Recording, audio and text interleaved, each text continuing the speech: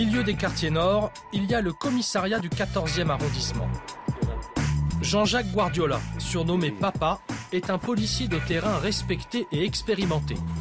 Il prépare une descente dans une des cités les plus chaudes de Marseille. Eh bien, vous faites ce que vous faites tous les jours. On lâche rien, que ce soit les gros, les petits, on attrape tout le monde et on verra après au triage. D'accord ?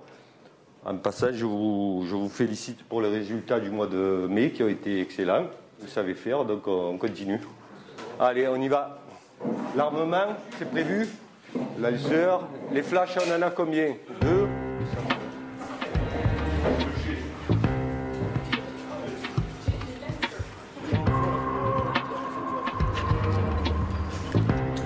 La mission du jour, reprendre un immeuble occupé par les dealers.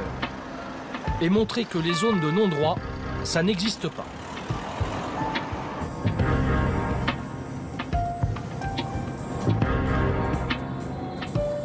Là, on va citer les Flamands.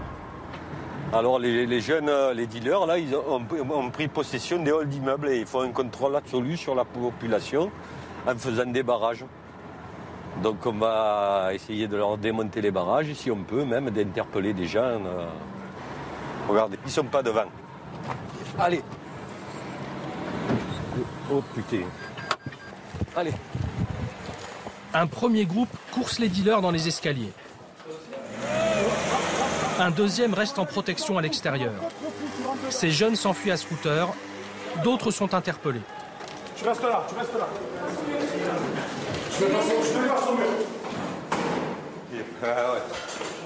Le premier groupe arrive enfin au barrage. Laisse filmer. Des sommiers métalliques, des barrières de sécurité et des caddies de supermarché.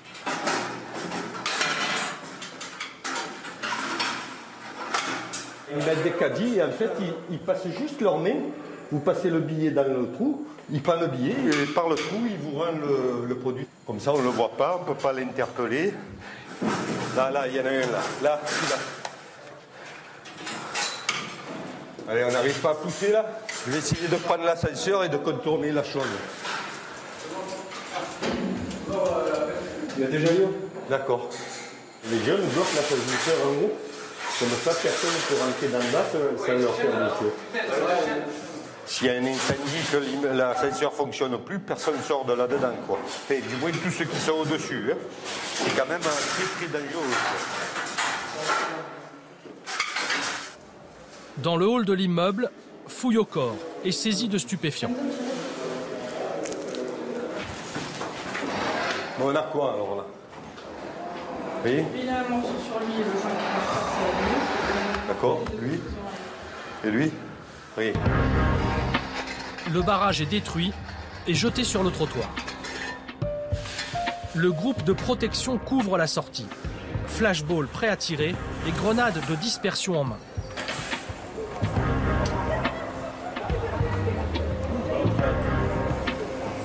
Donc toi, avec ça, on va te ramener. Hein. Tu habites où, toi? Aux Oliviers. Aux Oliviers. Mais vous êtes sûr de ça? Pardon, oui, oui. En fait, tant que vous viendrez ici, on viendra nous aussi et on vous ramènera. Bon, le Toulonnais, vas-y, tu montes dans ta voiture. Tu n'auras pas tous les jours cette chance. Hein. Thierry, va là-bas avec le flash. Vous me les gardez à distance. Allez, mets les mains dans le dos. Voilà.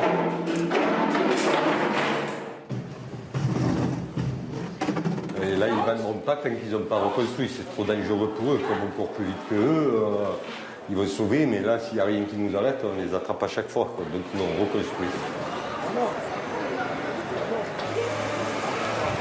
Ça vous arrive qu'il y ait des trucs qui tombent des étages? Oui, il faut bien regarder. Parce qu'il y a pas mal d'immeubles. C'est pas revenu partout. Vous montez tous dans les voitures, sauf les protections. Là. Vous restez, vous les menacez du flash. Une protection haute, tant qu'on n'est pas dans les voitures. Là, sur tout le monde. Au moment de partir, caillassage. Doucez.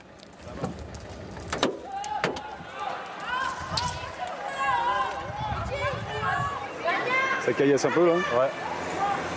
Mais pointe-les. Ferme-la, la basse.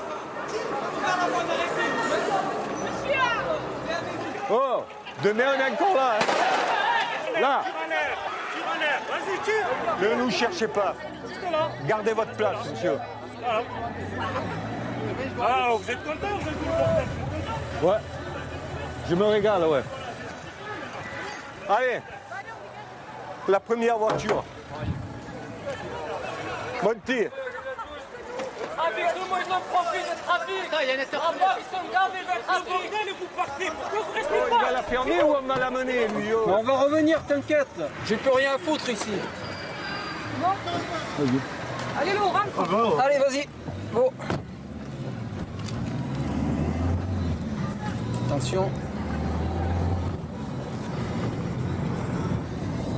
Voilà, ça finit souvent comme ça. Je vous avais dit qu'il fallait regarder en l'air. Hein. Quand toute la cité est contre vous, des fois il y a des cités qui nous aident et tout, mais là, si on n'arrive pas à infiltrer la cité, on recommence chaque fois. Hein. Ils sont énervés, ils n'aiment pas qu'on les contrôle, on va dire, chez eux. Retour au commissariat. Bilan de l'opération, une interpellation avec saisie de drogue et un policier légèrement blessé à la tête. Il a dit qu'il a écrasé. Qu'est-ce qui vous est arrivé? Il y a des blessés ou quoi? Non, mais ça va. Arrête, non mais dites-le moi, je vais annoncer à... Non, mais c'est un caillou. Il y en a un qui a une... Le mec, ça gonfle là. Après, ça va. C'est sur sa tête. C'est la bagnole. C'est ma tête, je sais pas. C'est plus costaud qu'une voiture, hein. Il y a eu un individu interpellé pour stup que nous allons traiter au BJA 14. Et il y a eu usage des gazeuses et du flashball. Aucun fonctionnaire blessé, pas de véhicule endommagé. Et de l'autre côté, le flashball, il n'y a pas eu d'impact sur un individu. Donc tout va bien. Qu'est-ce qu'il y a? Tu as un impact? Des marques de pierre sur le toit, la routine. Ah, fais voir c'est laquelle celle-là. Ah, 53-50, ça va. Toujours dans les quartiers nord, la plaque tournante du trafic de drogue, c'est la Castellane. 60 000 € de chiffre d'affaires par jour. Seule solution pour filmer, la caméra cachée. Sur les scooters, les choufs, les guetteurs. Ils contrôlent toutes les entrées.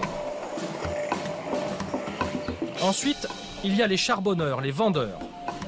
Pour les petits deals, les clients sont immédiatement servis. Pour les plus grosses demandes, d'abord on paye et on vérifie. Pour voir combien il y a, je t'ai pris un billet de ça. Le vendeur fait une réduction de 50 €. Mais attention, la police n'est pas loin.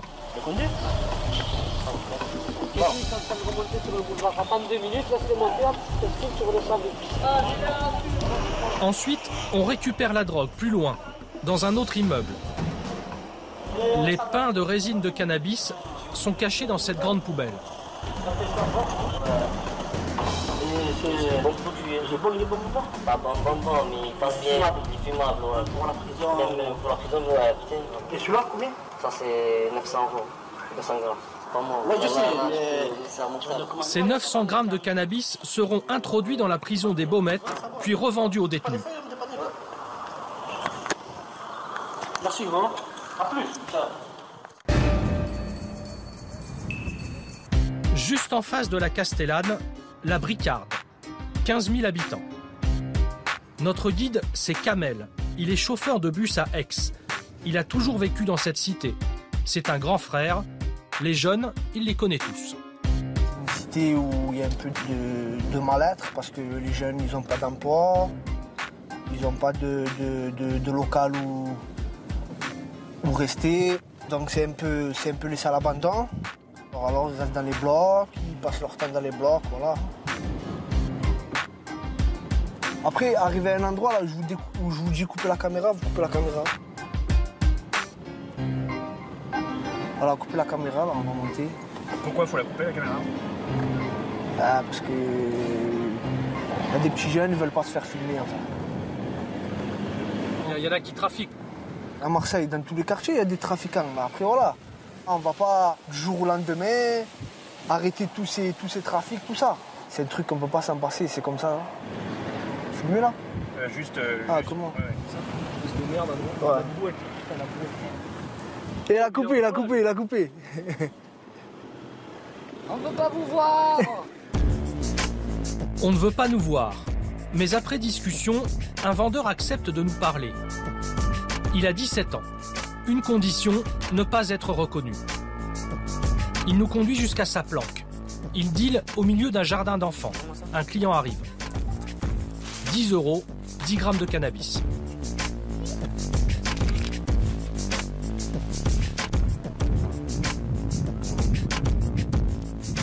On détaille à peu près ce qu'il y a. 50, ça c'est le 10, les 10 et la bœuf. Et ça c'est les 20. Il y a le patron qui ramène tout ce qu'il faut, quoi. Et voilà, dès le matin, je commence à me poser. Et voilà, je vends, je fais ma journée. Je peux faire 1005 en une journée, ou je peux faire 2000. Jusqu'à 2000 € par jour. Un réseau parfaitement organisé et hiérarchisé. D'abord, il y a le guetteur. Il est payé environ normalement 50 € par jour. Après, il y a le charbonneur. Le charbonneur est payé un peu plus, 80 ou des fois ça dépend, 100, ça dépend de ce qui fait le réseau, 150. Et après, il y a le gérant qui s'occupe des guetteurs, tout ça, il paye les guetteurs. Ça marche comme ça, voilà. Après, il y a le patron. Il y a les mobiles aussi, des fois, guetteurs mobiles, en scooter. Quand la police rentre, ils montent, ils disent un peu Akha, et voilà. Ça crée Akha quand ils sont là, quand il y a la police. Quoi. Et ils viennent souvent? On peut dire que c'est chaud en ce moment. Parce qu'on les voit souvent. Ils nous regardent de travers, ils nous font un peu chier, quoi.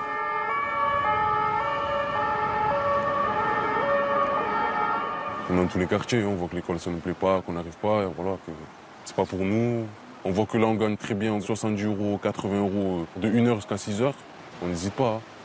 À 18 ans, voilà, il n'y a pas mieux. Même si c'est risqué, voilà, c'est un risque et péril. Quoi. Mais le risque c'est quoi? C'est qu'un autre réseau vienne? Pas un patron de notre réseau, il peut venir ici. Le jour ou l'autre, il peut tirer, nous allumer, voilà, mettre son réseau ici. Maintenant, c'est comme ça ici. Il peut poser son réseau ici, nous tirer dessus, voilà. On meurt à 17 ans, 16 ans. Ça peut venir de partout ici, le danger. Je peux me faire tirer dessus, pas voir la police ou quoi. Je me fais péter, je rentre en prison. C'est un truc qui me passe vite dans la tête, mais j'ai pas peur, en fait.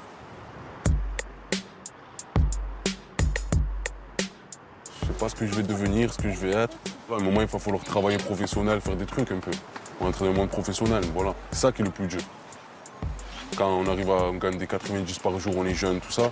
Pour nous, ça y est, la vie, elle est facile. On vit chez notre mère, on paye l'OS 100 €, on l'aide des fois un peu. Voilà, ça c'est une belle vie, tranquille. Nous retrouvons Kamel, toujours à la Bricarde. Il nous emmène au local. Depuis la fermeture du centre social, c'est là que les jeunes se retrouvent. Dans les quartiers nord, 1 jeune sur 2 est au chômage. Pour passer le temps, ils font d'interminables parties de baby-foot.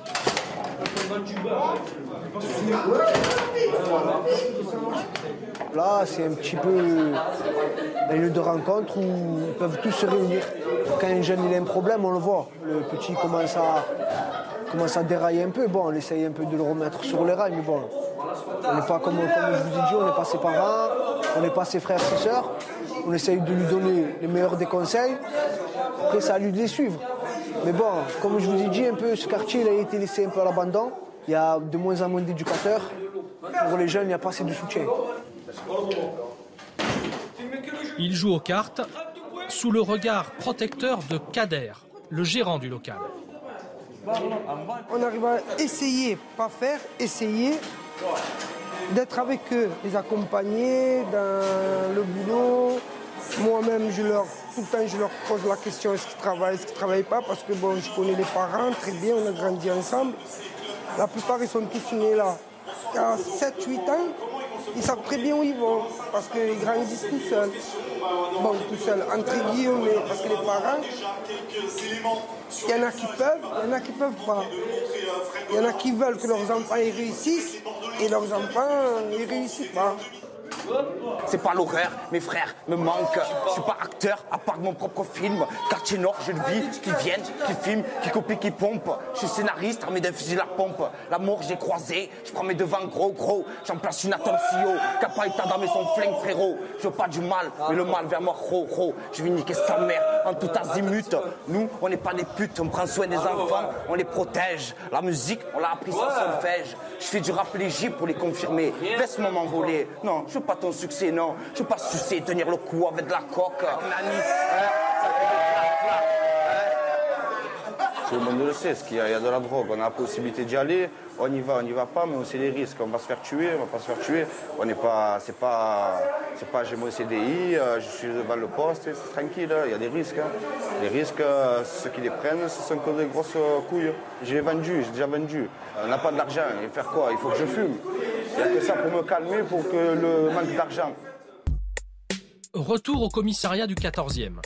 Cette fois, papa et ses hommes ciblent la cité de la Busserine. Rien n'est laissé au hasard. C'est une opération délicate. Délicate, oui, de par la configuration, parce qu'on va monter par les toits, et de par le contexte, parce que c'est en plein milieu de la cité, il y a beaucoup de monde. Donc il faut avoir le bon timing et un poil de chance pour réussir à attraper le dealer. Et eux, ils arrivent par où? Par là? Ouais, par là. D'accord. Par le Porsche, là. Ils descendent, ils montent dans l'immeuble. Dans la voiture, il reste Julien et Blond, qui vont se mettre devant.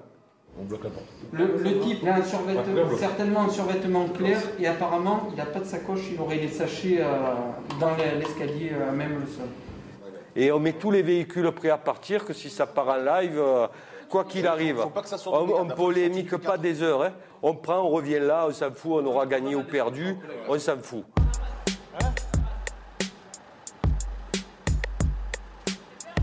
J'ai une bombe lacrymogène en cas d'invasion des individus présents sur place pour pouvoir nous protéger et nous extraire au besoin. 9 mm, parabellum, c'est efficace. Nous avons des grenades de dispersion. On la tient là. On a 1 seconde 5 pour envoyer. Comme souvent, 2 équipes sont prévues. Objectif, prendre les dealers en tenaille. La première équipe entre prudemment dans la cité.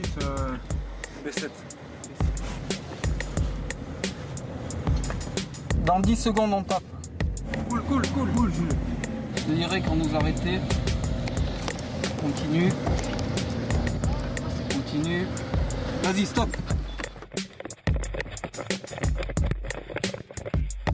Top les amis, top. La deuxième équipe entre en action. C'est reçu? Ouais, reçu. Putain, il y en a là, quoi. Une fois le dealer repéré, course-poursuite dans les escaliers. Mais il a été prévenu par les guetteurs. Le dealer est debout sur cette trappe. Il empêche les policiers de la soulever.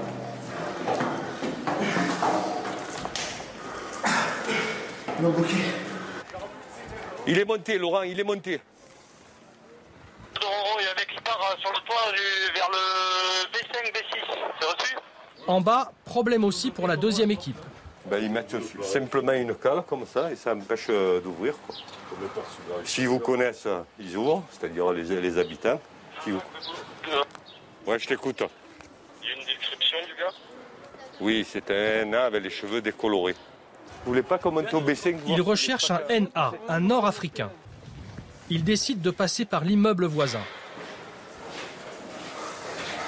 Enfin, ils arrivent sur le toit. D'après Thierry, il n'est plus dans les étages, sur le toit. Mais le dealer a disparu depuis bien longtemps. Il me semble qu'il est descendu, hein. B5 ou B6, hein, mais pas au-delà. Confirmation, sur le toit il n'y a plus personne. T'as vu quelque chose ou pas? Jean-Jacques fouille quand même les caches habituelles. Bon, donc il s'est enfui là. Là, il y a de grandes chances pour qu'il soit rentré dans l'immeuble à côté et après dans un appartement, vu qu'il n'est pas ressorti par en bas. Il est déçu, mais il n'a pas tout perdu. Là, en fait, je regarde parce qu'on a un autre plan stup qui se situe juste là.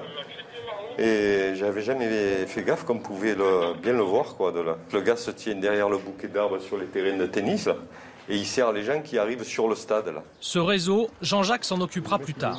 Le mec, il était sur nous, sur la trappe. C'est pour ça qu'on n'arrive pas à la lever. Et quand on a refait le truc, il y avait le police qui fait.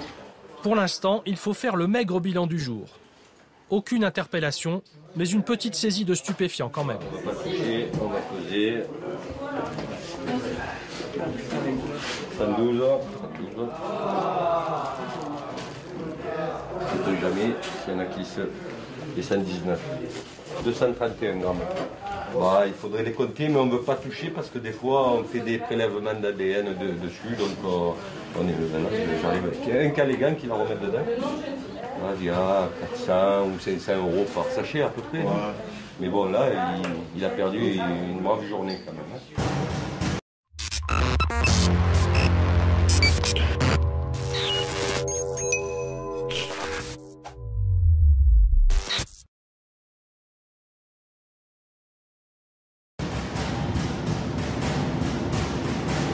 Le soir même, à Saint-Louis, dans les quartiers nord, 7e règlement de compte de l'année. Peu après la fusillade, comme d'habitude, Jacques Dallest, procureur jusqu'en juillet dernier, arrive sur les lieux. Ce qu'on sait pour l'instant, c'est qu'un coup de fusil de chasse a été tiré sur la victime, plutôt dans le bas du corps, au niveau des reins.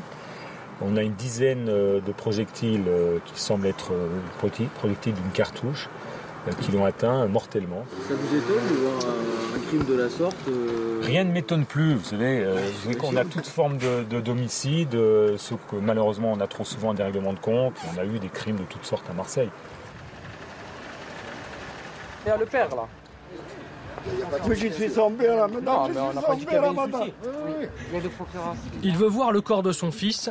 Impossible car les enquêteurs analysent la scène de crime. Il y a le médecin. Ça fait les mots.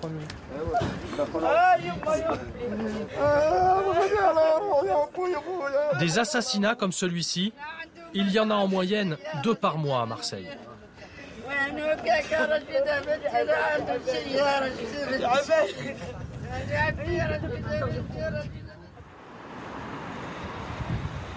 Le lendemain matin, au palais de justice, nous retrouvons le procureur.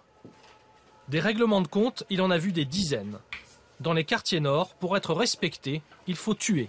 Ceux qui sont un peu plus malins que les autres et un peu plus violents, qui ont une capacité de violence, être capable de flinguer ou de mettre à l'amende, c'est aussi un marqueur. C'est ça, comme ça que se dégagent des chefs, des petits chefs. Et c'est aussi une façon de s'imposer. Si vous n'êtes pas capable de flinguer ou de tirer, vous n'êtes pas crédible dans la cité. Quand on arrête un trafiquant, ce qu'on appelle un gérant, celui qui gère, on le met en prison, qu'est-ce qu'il va faire? Il laisse la place. Donc un autre va prendre la place. Le gérant en question, il peut télécommander l'exécution de celui qui lui a pris la place. Même chose quand le gérant a fini sa peine, ou quand il est mis en liberté, il sort de prison. Et là, il va inquiéter ceux qui lui ont pris la place. Et on va le tuer. Et un certain nombre de jeunes qui ont été tués ces 2 dernières années étaient sortis de prison pas très longtemps avant, voire le jour même.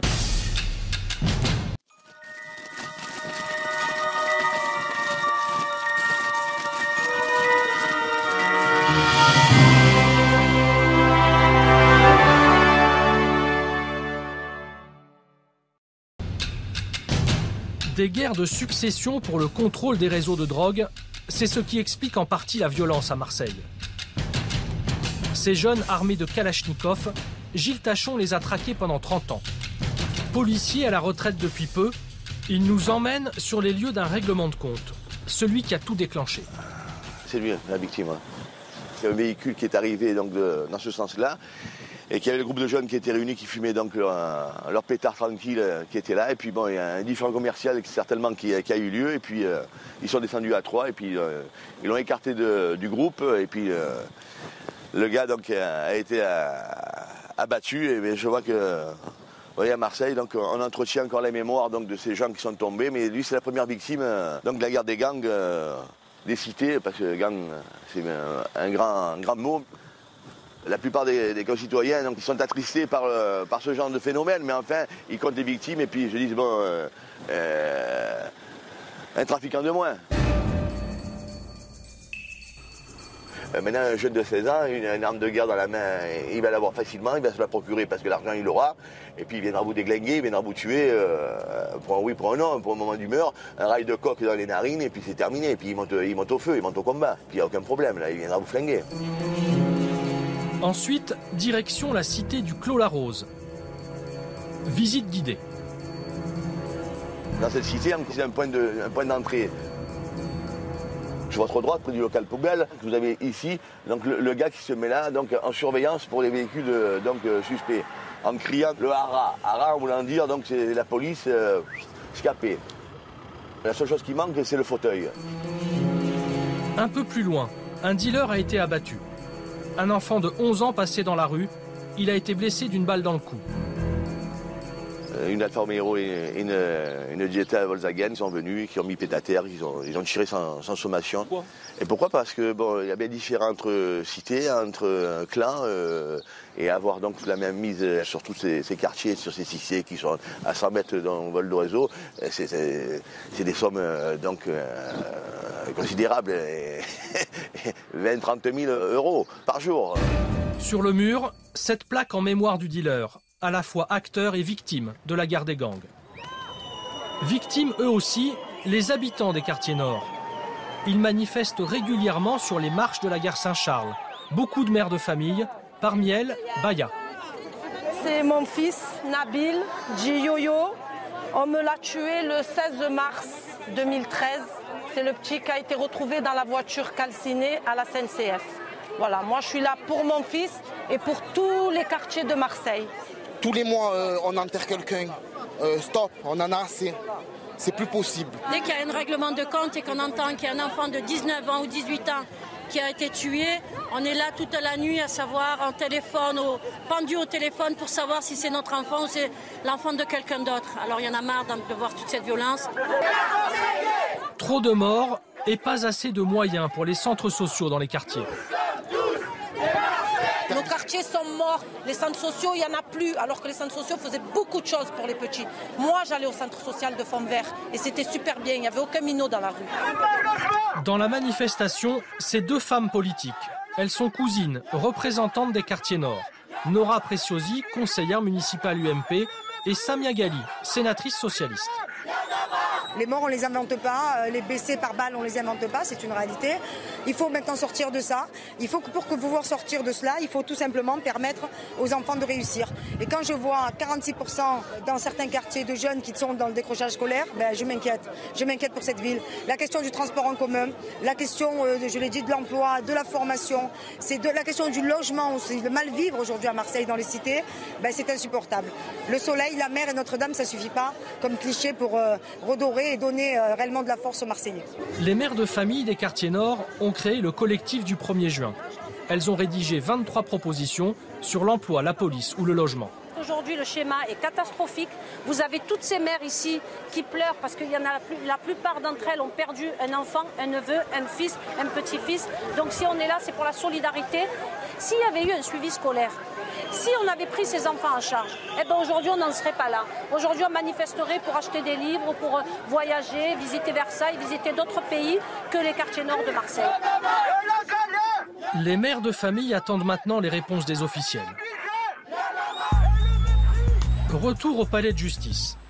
À Marseille, le taux de délinquance des mineurs est largement supérieur à la moyenne. Des délinquants de plus en plus jeunes, Maître Gioia en défend régulièrement. Aujourd'hui, vous avez des gamins, 12, 13 ans, 14 ans, ils sont armés d'armes de poing, ils sont armés de lance-roquettes, de kalachnikov. C'est des gens qui ne savent pas du tout, c'est des gamins, c'est des enfants qui mériteraient 2 gifles, mais que plus personne n'ose corriger, parce qu'ils sont sans autorité, sans cadre, et qui n'obéissent plus à aucune norme, à aucune morale, à aucun texte, à aucune autorité. Ces gamins-là utilisent des armes qu'ils ne savent pas manipuler. Et nécessairement, ça crée des situations complètement terrifiantes pour tout le monde. C'est des groupes qui se montent non plus par spécialité, mais par cité, par territoire, sur des coups bien précis. On se rencontre un soir, on est 4-5, on va faire un coup. Et puis le coup qui est réalisé, il n'est pas préparé, il est fait par des gens inexpérimentés, des gamins qui sont avides d'exprimer un mal-être, une souffrance, un mal de reconnaissance. Maître Gioia nous propose de rencontrer l'une de ses clientes, Wafa. Agressée plusieurs fois, elle a été obligée de quitter Marseille. C'est une chose qui devient banale, c'est les agressions. Là où aujourd'hui j'ai mis une robe, mais bon, d'habitude on essaie de se cacher puisque c'est quand même, faut éviter de provoquer les personnes. Et vous avez été agressée ? J'ai été séquestrée, on va dire. C'était assez violent. J'en ai même pas parlé à ma famille tellement c'est banal sur Marseille. J'ai pris pas mal de coups. C'était un boxeur. Et pendant 6 mois, je n'ai pas pu bouger puisque j'avais des bleus tout le côté. Dans sa famille, elle n'est pas la seule à avoir souffert. Son frère a été sauvagement mutilé. Ils l'ont assommé avec une bouteille de bière. Ils l'ont mis sur le dos et ils l'ont attaché. Enfin, ils l'ont bloqué. Et une personne qui a arraché un des yeux en le montrant comme si c'était un acte de victoire. Voilà, j'ai le pouvoir et maintenant, qu'est-ce que tu vas faire sans l'autre œil? Donc, celui-là, on l'a retrouvé dans le caniveau, cet œil-là. L'autre, on l'a récupéré, il y a eu 19 heures d'opération pour récupérer le second œil qui tenait. Tout simplement. Voilà. On ne sait pas exactement ce qui s'est passé, on ne sait pas. On ne sait rien. C'est des actes gratuits, c'est la drogue, l'alcool, ça détruit tout le monde. Et quand j'ai posé la question à certaines personnes qui étaient là, qui étaient présents, donc ils nous ont dit mais on ne sait pas pour qui, on n'est pas des balances. Celui qui a arraché l'œil du frère de Wafa s'est pendu en prison. Des dossiers d'agression, Maître Gioia en a des dizaines. Parmi ses clients, des bijoutiers, cibles privilégiées des 30 vols avec violence ou à main armée qui se déroulent chaque jour. Le délit à la mode, c'est l'arrachage des colliers en or, 20 par jour. Le cours de l'or est élevé, donc l'or se vole, s'achète et se revend très facilement. Gilles Morel a été braqué 3 fois en 6 mois, 30 000 € de perte. Vous l'avez porté une fois, déjà vous aviez remis. Ils sont arrivés très violemment, ils ont enfoncé la porte qui n'était pas celle-ci, puisque là maintenant on a mis un sas, mais il y avait une porte assez simple, avec ouverture, gâche électrique. Ils ont défoncé la porte, ils sont rentrés avec des pistolets ou des massettes. Ils ont cassé toutes les vitrines intérieures. Ils ont neutralisé les personnes qui étaient là et ils ont demandé d'accéder au coffre. Et donc ils ont pillé le coffre, ils ont pillé les vitrines. Donc c'était très violent. On essaie de se protéger, on essaie de ne pas prendre trop de risques. On n'a pas le temps de réagir, de réaliser ce qui se passe parce que c'est soudain. Et puis ils arrivent en nombre. Le problème, c'est que dans le lot, il y avait quand même 2 mineurs, et ça, c'est un peu inquiétant, parce qu'on se demande comment des garçons aussi jeunes prennent autant de risques. Depuis ces braquages à répétition, il a investi dans la vidéosurveillance et un sas de sécurité. Surprotégé comme dans une banque, mais avec toujours la peur au ventre. À Marseille, les armes sont aussi du côté des citoyens exaspérés. Cette famille est victime de l'autodéfense. Antoine venait, semble-t-il, de cambrioler un appartement. Le propriétaire lui a tiré dessus et l'a tué. C'est une assassine, ce monsieur. Je veux que le lève la tête. Un petit comme ça, de 15 ans, on se tue comme ça. Il faut pas. Je ne peux pas vous dire exactement comment ça s'est passé, mais je pense que c'est comme ça, là. Je pense qu'il est rentré là, dans cette... devant le portail, là. Je pense, d'après les bruits qu'ils ont dit, il est rentré là-bas, dans la maison au-dessus, là, du premier étage. Soi-disant, il est rentré en bas pour voler, je sais pas quoi. Parce qu'ils ont rien trouvé, ils ont trouvé une souris d'ordinateur, parce qu'il n'avait rien sur lui, le petit. Et je pense qu'il est parti en courant, il a sauté le portail, il se retrouvait là, par terre, directement par terre, jeté comme un chien. À l'époque, il avait 15 ans. Monsieur l'assassin, quand ils ont fait la perquisition, les flics, ils ont retrouvé un arsenal. Il a l'habitude. Et monsieur se permet de dire, dans la première déclaration, il a tiré pour faire peur. Si on veut tirer pour faire peur, on prend un 12 ou un 16 qui fait énormément de bruit. Mais monsieur, qu'est-ce qu'il a pris? Il a pris un 22 de l'orif. Et un 22 de l'orif, il ne fait pas de bruit. Il a assassiné mon fils, il a assassiné. Le 22, c'est une arme de précision. C'est une arme pour tuer. C'est ça qu'il a voulu. Il a voulu tuer. Chaque samedi, la famille d'Antoine revient sur les lieux du drame. Elle attend le procès. le tireur est toujours en détention préventive. La violence est partout, même à l'hôpital. Hôpital Nord, Quartier Nord, service des urgences. 135 patients sont pris en charge chaque jour. En 5 ans, les agressions contre le personnel ont augmenté de 80%. Par exemple, en août dernier, un patient blessé par balle et arme à la main a menacé plusieurs infirmières. Pour soutenir et rassurer, une cellule de soutien psychologique a été créée. Une cellule mise en place par le docteur Jean, le médecin-chef des urgences. Ça va, bon. Un certain nombre de problèmes de violence trouvent leur origine ici, dans ce lieu qui est vraiment le point chaud des urgences, qui est la salle d'attente. Claques, coups de poing, tentatives de strangulation, griffures, morsures, crachats. Dans 10 minutes, elle doit être encore à l'extérieur. Il y a quelques mois, à qui on avait refusé, dans un premier temps, l'entrée des urgences parce qu'il y avait quelqu'un d'autre dont il fallait s'occuper, donc il devait attendre, qui a fracassé à coups de poing la porte d'entrée, là, qui a complètement explosé de rage. Et la présence d'un agent de sécurité est devenue une nécessité incontournable. Oui, il nous est arrivé d'avoir eu peur. Peur Non, peur non. Choqué, oui, par le comportement des gens, oui. J'ai eu une intervention ici au Cap 48, des personnes un psy. Il était un peu agité, un peu agressif, il est sorti. On l'a interpellé et tout. Il dialoguait et tout. 5 minutes après, je ne sais pas ce qui lui est passé. Il a donné un coup de tête à mon collègue. Voilà. Après, il s'est enfui. Ça m'a choqué.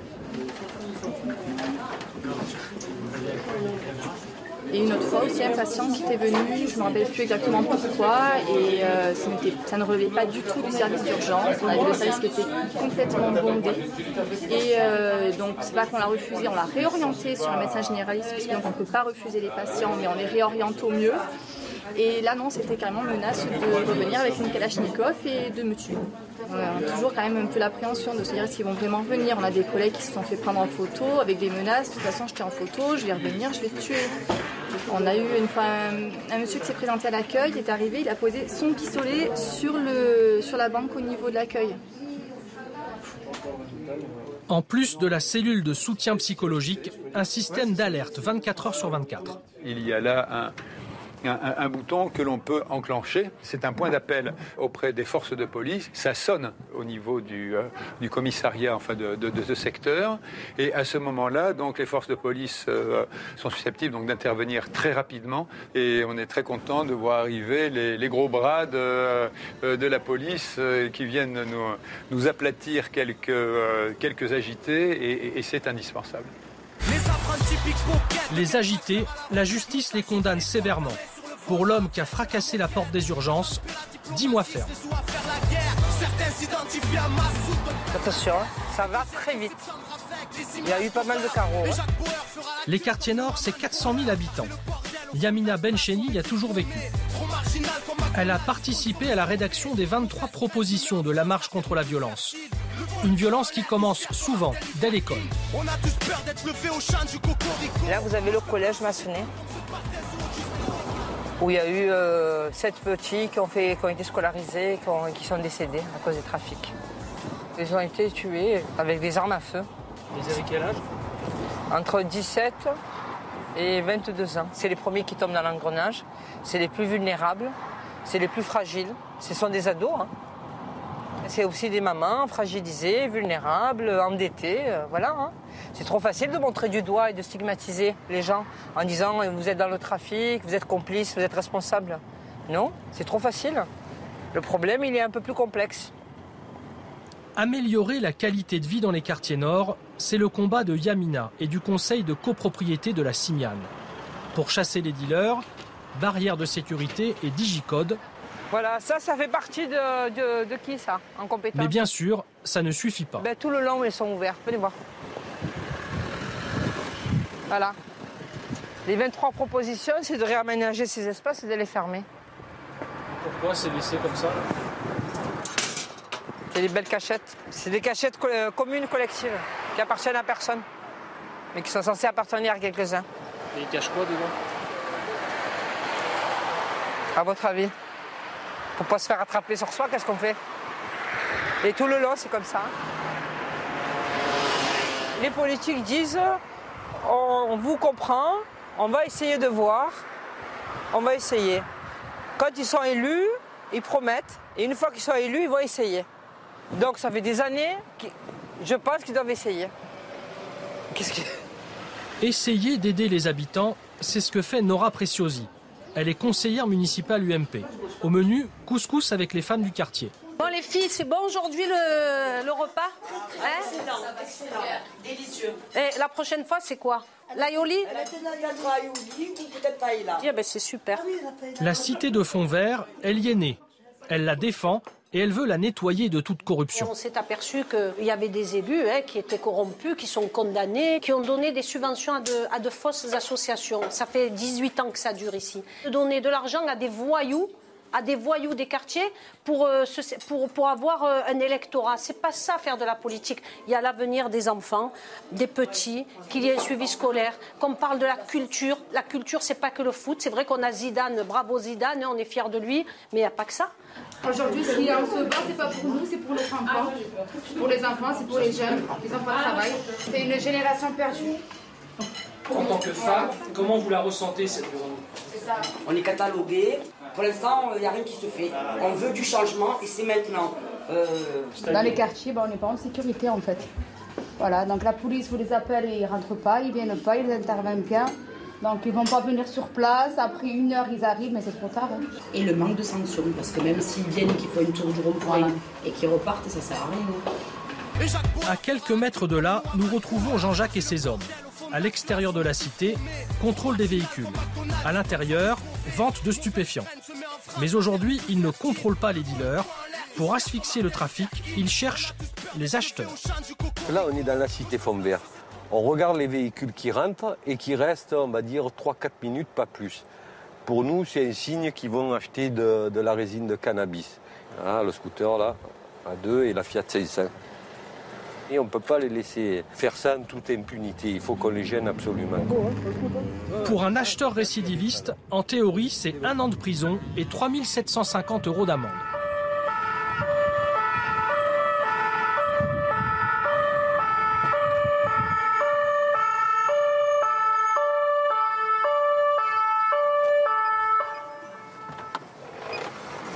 Vous avez une idée pourquoi on est là? Non, parce qu'on sort de réseau. Parce que tu as touché aussi. Tu vas me donner ton produit stupéfiant. Voilà. Hein, comme ça, on ne va pas polémiquer longtemps. Puisqu'on te voit, il n'y a pas de souci. Allez, vas-y. Voilà. Bonne tour. Après, voilà. Là, c'est des combien, ça? C'est des 20. 60 €. Vous allez m'embarquer? Je vais t'amener. Aujourd'hui, ça va... Écoute-moi. Normalement, c'est une condamnation et des trucs un peu plus précis. Aujourd'hui, ça va... Tu joues au foot, toi? Non, du tout. Bon, dommage. Aujourd'hui, ça va être comme au foot, pourtant. Carton jaune, ça veut dire on ne le refait plus. Tu nous suis? En discutant, Jean-Jacques essaie d'obtenir quelques informations. Ils le savent, les gens, où c'est exactement. Ah, tu es connu?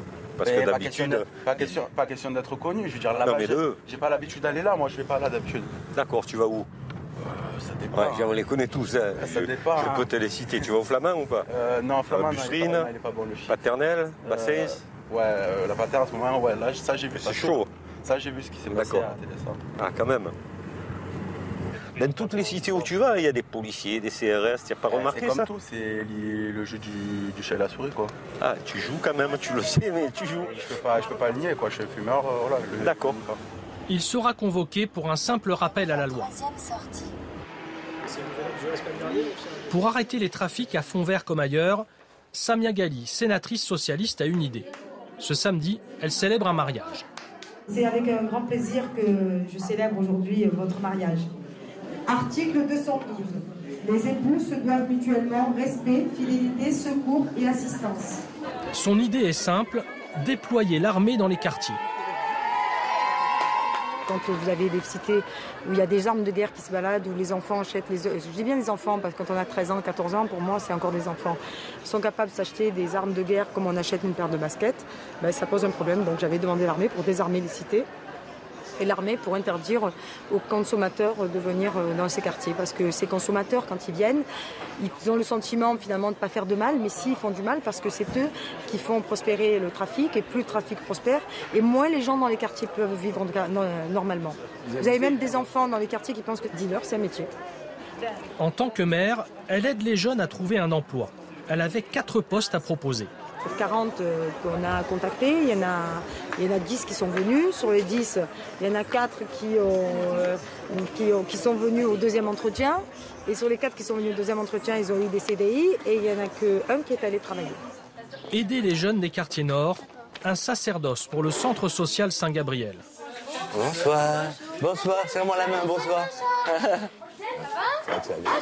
4 soirs par semaine, Jean-Charles Bouaniche organise le soutien scolaire pour 35 collégiens. Ouais, en fait, ils ont pas et on va les faire travailler là-bas. Ah ouais, d'accord. Alors, on va là-bas. Hein? Je peux le sixième. Allez, vas-y. Allez. Jean-Charles travaille à Saint-Gabriel depuis 25 ans. Les animateurs sont bénévoles, ils sont étudiants en école de commerce. Avec des subventions de plus en plus faibles, Jean-Charles propose tant bien que mal des ateliers vidéo, des cours de danse et des sorties culturelles. Des fois, il y a des leçons que je ne comprends pas trop. Je viens ici et les tuteurs, ils m'aident. Et voilà, et je comprends mieux ma leçon. Pourquoi tu travailles mieux ici qu'à la maison? Parce qu'il y a des tuteurs qui nous aident à faire nos devoirs. On est dans un quartier où les gens ont très très peu de moyens. Élever des gamins dans des cités aussi difficiles que ça, c'est proche de l'héroïsme. Et ben ils suivent leurs enfants de près et ils veulent la réussite. Pour eux, l'école, c'est l'ascenseur social. Bien sûr, il y en a toujours qui s'en sortent pas, qui finissent délinquants toute leur vie, mais moi je dis que sur le quartier, 98% des jeunes sont extraordinaires, ils ont des projets. Après, il y a 2% de délinquants. Les 2% de délinquants sur un confetti. Ces territoires, ils sont petits, ils sont très peuplés. Forcément, si on fait un rapport mathématique, on trouve beaucoup de délinquants. On trouve toujours les mêmes 20, 30 jeunes qui sont là, et qui commettent des actes. Mais nous, notre stratégie avec eux, c'est de garder une porte ouverte. On peut être là, on peut éventuellement te filer un coup de main. Après, le reste, c'est une affaire de police. Ça dure le mec. La police, les règlements de compte, la drogue, les armes, c'est un sujet fréquent de discussion au collège. La violence, ces jeunes la vivent quotidiennement. C'est pas à l'heure, qu'est-ce que là, on dirait en train de parler. Quand on dit qu'il y a de la violence à l'école dans les quartiers nord, c'est vrai ou c'est pas vrai? Oui. Ça dépend du collège. Ou des écoles, ou je sais pas. De partout, il y a de la violence, c'est pas que ici. C'est toi qui fais la bonne. Je sais pas, c'est quand les gens ils se font frapper. Quand il y a des coups de non, ça m'a même pas entendu. Même pas des fusillades comme ça là. C'est vrai. À Fond-Vert, il y en a eu tard. Tais-toi, pourquoi tu dis Fond-Vert? Mais parce que c'est vrai. On dirait que c'est chaud. Mais oui, c'est chaud. C'est quoi chaud? C'est chaud parce qu'il y a la drogue, il y a tout, hein. C'est voilà. Ah, il fait chaud là. Mais il n'y a pas de violence, ils se frappent comme ça, il y en a pas à Fond-Vert, hein. Ouais. Non, c'est pas que je sors pour aller à l'école. Des fois, quand je sors, je ne suis pas en sécurité. J'ai peur, il y a des jeunes de partout, on n'a pas l'habitude, on n'est pas en sécurité. Hein.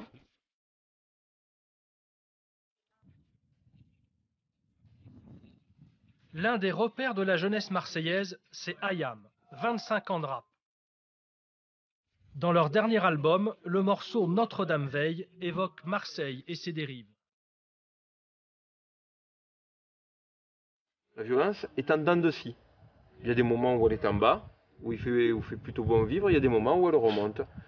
Dès qu'il y a un resserrement, dès qu'il y a un resserrement, une petite strangulation économique, un peu trop de drogue, parce que aussi, la réalité aussi c'est que pour tous ces gamins-là, il y a 10 ans, ils se fumaient des pétards. Hein. Maintenant, ils s'en envoient dans le pif. Ça te donne des comportements qui sont complètement différents. Pas du tout. Et puis c'est pas du tout la même au niveau financier, c'est pas du tout les mêmes retombées non plus. Donc forcément, les moyens sont pas les mêmes.